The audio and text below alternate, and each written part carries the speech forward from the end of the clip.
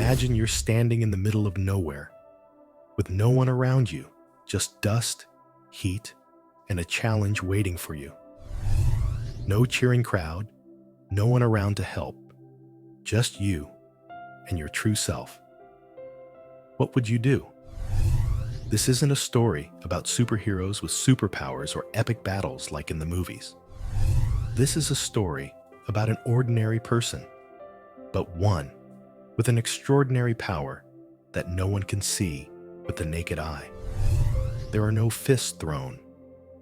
There are no breathless chases. But every moment, every glance in this story will make your heart beat faster. Because it's not just about courage, it's about how a person faces disrespect, not with violence, but with a strength that comes from deep within. Have you ever wondered what happens when people try to destroy your self-esteem? When people think you're weak because you're quiet? Well, sometimes silence is the loudest voice that others will never forget. And here's a story that will keep you glued to your eyes. But before we continue, where did you find this story? Share it with us in the comments, because we'd love to know how we're connected. And don't forget, subscribe now, because tomorrow we'll tell you a special story, one that might change the way you look at life. See you tomorrow. The Nevada desert sun beat down like fiery blades, cutting across the clear, cloudless sky. Sand and dust swirled in the hot wind, scattering small pieces of trash along the roadside. At the old, lonely gas station in the middle of this desolate land, a dilapidated silver-gray pickup truck stopped, its engine gasping for breath before dying. Stepping out of the driver's seat was a small man, his hair graying under a faded baseball cap. Jack Sullivan, 89, a World War II veteran, with deep eyes that seemed to contain memories of the battlefield that had never faded. He did not need to be tall to attract attention. The calm, composed demeanor in each step was enough to tell a story of courage without words. Jack quietly filled up his gas tank, looking up at the vast blue sky. In his eyes, it seemed that there was not only the desert sun, but also the distant memories of his comrades who had fallen on the battlefield. He did not know that today's challenge would not be of the past, but of this very present. The roar of engines broke the silence. From afar, a group of motorcycles rushed forward like a whirlwind of sand, shiny black Harley-Davidsons, symbols of rebellion and defiance. It was the Iron Fangs gang, people who were not accustomed to respect and only knew the rules of intimidation and violence. They surrounded Jack like hunting wolves, with mocking eyes and contemptuous smiles. A man with a venomous snake tattoo wrapped around his arm stepped forward, snatched Jack's hat, threw it to the ground, and stepped on the old badges, symbols of years of indelible service. "Old man, your time is long gone. This is our world now," he said, his voice mockingly echoing in the silence. Jack said nothing. He bent down, picked up his hat, brushed the dust off as if wiping away a part of his memory, and then raised his head, his eyes calm but sharp like a knife sharpened in war. There was no fear. There was only understanding. The understanding that fear can only control you if you allow it to. Have you ever been in a situation where someone tried to destroy your worth? What would you do when faced with disrespect? Without shouting or acting fierce, Jack just spoke softly, his voice warm but full of weight. "You can take this hat, but you can't take my self-respect." The atmosphere became tense as a string. The bikers laughed, thinking they had won. But what they don't know is that the danger lies not in muscle or numbers, but in unbreakable determination. Jack slowly takes out his phone. He dials a familiar number, his voice calm as he says, "Hey, Bulldog, I think I need some fresh air here." And that's the moment that changed everything. This part is written to keep the audience engaged and to pique their curiosity about what will happen next. I also include follow-up questions to create a deeper emotional connection with the audience. Is that okay? Or would you like me to tweak it? The mocking laughter of the Iron Fangs echoed throughout the deserted gas station in the middle of the Nevada desert. Hollow roars that masked the unease within. Dust billowed from the lazy wheels, and Jack Sullivan, a 91-year-old veteran, stood there, small but not swallowed by the menacing atmosphere around him. A large man with a shaggy beard and arms covered in dark tattoos moved closer, a smirk on his face. He reached out and roughly snatched the phone from Jack's hand like he was a helpless old man. The phone fell to the ground, hitting the dry gravel and leaving a small scratch on the screen. For a long moment of silence, Jack did not react immediately. He bent down, picked up the phone, and slowly stood up. The sun cast a long shadow across the hot ground, but it was larger than any of the thugs standing around. He looked straight at the man who had snatched his phone, his eyes as sharp as a battle-honed blade. "Give it to me," Jack said, his voice low but clear, an unyielding command. "You don't want me to make this call." Laughter erupted from the gang. They were laughing hysterically, slapping each other's hands together as if they had just heard the world's funniest joke. Another man lightly kicked Jack's old pickup, leaving a small dent in the door, his eyes challenging. "Who are you calling?" "The FBI or, some old friends in the nursing home?" But Jack didn't laugh. He didn't need to laugh, because true power isn't in noise. It's in the powerful silence. He didn't snatch the phone back by force. Instead, he took a step forward, his eyes unblinking, staring straight at the man holding his phone. Something about that gaze, a cold light, an eerie calm, made the man pause for a moment. He didn't know why, but his palms suddenly began to sweat. Have you ever met someone who didn't need to shout to command respect? Someone who could just stand there, silent, but whose presence was enough to make you pay attention? Finally, as if driven by some invisible force, the thug reluctantly handed the phone back to Jack. He took it, brushed the dust off, and then dialed a familiar number, slowly raising the phone to his ear. "Hey, Bulldog. I had a little trouble at the old gas station on Highway 50. You free?" The voice on the other end of the line rang out, the content unclear, but just hearing the name Bulldog, a few of the bikers suddenly changed their expressions. Their eyes blinked rapidly, glancing at each other, as if the name stirred up unpleasant memories. One of them whispered, "Bulldog Ramirez? Don't tell me that, Bulldog." No one answered. But the previously noisy confidence of the entire gang had dissipated, leaving a heavy silence in the arid space. The desert wind blew again, but this time it wasn't just dust. It was a wind that carried anticipation, expectation for something approaching. "Why aren't you scared?" one of the guys stuttered, as if needing a reason to explain Jack's strange calm. Jack just shrugged, his eyes looking far away towards the horizon. "I've survived places where fear is a luxury. Have you ever faced something truly terrifying?" It wasn't a question to be answered. It was a reminder. And then, in the distance, the sound of engines began to echo. But this time, it wasn't the ferocious roar of those who wanted to cause trouble. It was a steady, resolute sound, like the heartbeat of a beast about to emerge. Have you ever realized that true help doesn't come from the loudest people, but from those who are silent but always watching over you? That's when the Iron Fangs realized they'd made a huge mistake. And Jack Sullivan's call wasn't just any call. It was a reminder that courage and brotherhood never age.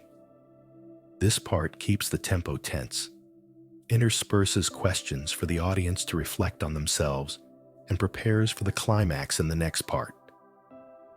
Do you think the emotional effect has been achieved? Want me to develop it further? The air in the old gas station was heavy with silence. The Nevada desert wind still blew hot, but this time it did not carry the usual lonely feeling of the wilderness. Instead, it seeped through every fold of clothing, every breath igniting a different feeling, a tense anticipation. The Iron Fangs were no longer smiling as before. The once arrogant faces were now furrowed, their eyes furtively glancing off into the distance, toward the dusty road on the horizon. They could sense something approaching, something that neither the power of muscles nor the roar of engines could mask. Then the sound of the engine appeared, deep, deep, and pounding like the drumbeat of an army marching into battle. Each beat echoed, mingling with the wind, forming a melody of determination and indomitability. Motorcycles burst out of the dust, the sun glinting off the silver badges on their worn leather jackets. Leading the convoy was a large man with short silver hair under a rough helmet. His eyes were sharp behind a pair of old sunglasses. It was Bulldog Ramirez. He didn't need an army behind him to strike fear into his enemies, but today he came with a real army, an unbeatable brotherhood. Have you ever felt the true power of brotherhood? Not the superficial social friendship, but the deep affection where a whole army is ready to stand behind you with just a call. The convoy stopped, the roar of the engines fading, giving way to a silence more terrifying than any sound before. Bulldog stepped off his bike, slowly removing his sunglasses, revealing eyes that had seen more than any of the Iron Fangs could ever imagine. He didn't say anything right away. He just walked straight toward Jack, his eyes scanning the faces of the gang as if taking them all in. When he reached Jack, he stopped and nodded. No words were needed. For those who had survived war together, didn't need much to understand each other. "Jack," Bulldog said, his voice low and sharp, "I think you called me to see if this gas station needed a little cleaning." Jack smirked slightly, his eyes never leaving the men who were starting to look confused. "Yeah, a few bugs are wandering around. I think you can handle that." The atmosphere had changed completely. The Iron Fangs, used to be the ones to intimidate others, now stood before a group that didn't need knives or sticks to strike fear. They just stood there, but every look in their eyes and every scar on their bodies was a reminder that these men had faced death and survived. What do you think makes them truly fearsome? Is it the weapons? Is it the numbers? Or is it the unshakable determination of men who have walked the line between life and death? The gang leader, a large man nicknamed Razor, tried to keep his face stoic. He took a step forward, his chest puffed out as if to assert his remaining authority. "This is our business, old man. You need not interfere." Bulldog turned to Razor, not too fast, not too slow, then took a step forward. The distance between them was now only a few inches. Neither of them moved. But one thing was clear. Razor was not the dominant one. "You are mistaken," Bulldog said, his voice dropping. "When you touch one of my brothers, it is no longer private. Silence filled the air. Razor looked around, hoping to find a look of approval from his fellow gang members. But all he saw was confusion, worry, and even fear. The men who had been laughing less than half an hour ago now bowed their heads, avoiding the gazes of Bulldog and the veterans. Razor gritted his teeth, but then he understood the undeniable truth. He had lost, not by force, but by something far more powerful: courage and brotherhood. Finally, he backed away, shrugging indifferently, but not without defeat. "Let's go," he growled at the gang, trying to preserve some shred of dignity. As the Iron Fang's motorcycles roared away, leaving only dust and silence in their wake, Jack turned to Bulldog, smiling faintly. "All I need is a phone call." Bulldog laughed, patting Jack on the shoulder.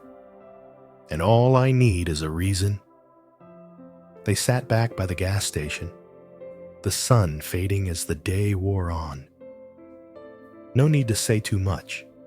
Just old stories, memories that are recalled as a reminder that life is not measured by the battles you win, but by the people who are always ready to fight for you. Do you have someone like that? Someone who, with just one call, will appear, no question, simply because it's you? Ultimately, this story is not just about a confrontation. It is about the value of courage, perseverance, and above all, brotherhood that cannot be broken no matter how much time passes. Did you feel that connection? Is there anything you would like me to expand on to make the story touch the hearts of viewers even more? As the last roar of the Iron Fangs faded into the dust of the Nevada desert, the old gas station returned to its usual silence. But it was no longer the lonely silence of the wilderness. It was the calm after a storm, where true values were proven without a single punch being thrown. Jack stood there, his eyes following the road, where the once swaggering men were now just pale shadows. He did not smile proudly, nor did he utter a word of mockery. For someone who had been through the fierce days of war, victory was never about defeating others. It was about reminding them of the respect they had forgotten. Bulldog patted Jack on the shoulder, his eyes flashing with mischief. But hidden deep inside was absolute respect for his old friend. "I know you didn't call me because you needed me, Jack," Bulldog said, sitting down next to the old gas pump. "But because you wanted to remind me that sometimes just standing together is enough." They sat there, silver-haired men, who had faced battles not only on the battlefield, but also in everyday life. There were no more challenges or hateful looks, just raucous laughter, old stories told, as if time had turned back, bringing them back to the old days, the days when brotherhood didn't need oaths, just a look was enough to understand each other. Have you ever realized that the most peaceful moments in life don't come from the silence of the outside world, but from the peace in your own heart? Jack poured himself a glass of water from the old carafe. His eyes turned to the horizon, where the sun was slowly setting, dyeing the desert sky red. He spoke slowly, his voice deep but resonant, like a lesson that never gets old. Respect doesn't come from threats or fear. It comes from the way you live, the values you stand for, and the people who stand by you no matter what. Bulldog nodded in agreement, his eyes dimming for a brief moment, as if remembering friends who were no longer there to hear those words. But the atmosphere was not filled with sadness, but with appreciation. Appreciation for the memories, the people, and the values that had accompanied them through the years. They told each other about the old days, the battles not only on the battlefield, but also in everyday life.